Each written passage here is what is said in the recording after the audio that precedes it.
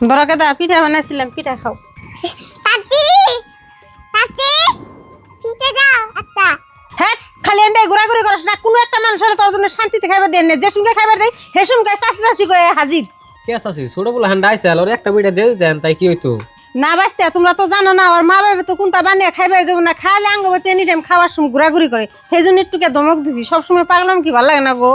ও যা সামনে বহল হ্যাঁ বইতাছি, তোমরা খাও, আমি চেয়ার নেই একটা। খাও।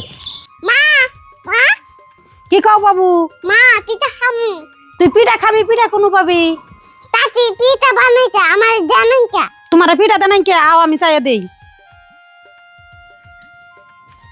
বাবে বাবে ও বুঝে আসছি না, আমি আর রান্নার কথা মনে করতেছি যে আবার দেখে এলাম, এবার তো কাইলো না কে, বহুনার নাম ঘর থেকে পিঠা নিয়ে আহি।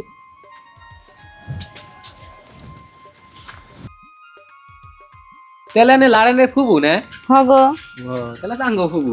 ধরুন বুঝি পিঠা খান, বুঝি বুঝি ওই যাইয়া পড়ছি ইন্নার জ্বালা আর কি ওরকম তার শান্তি আলে খাইবার দিয়ে নি।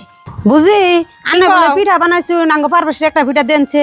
কে তোমরা কোন স্বভাব গো? বাইতে কোনটা তোর করলে বারে বারে পুলাহান নেই বড়, কে তোমরা বাইতে বানিয়ে খাইরো না?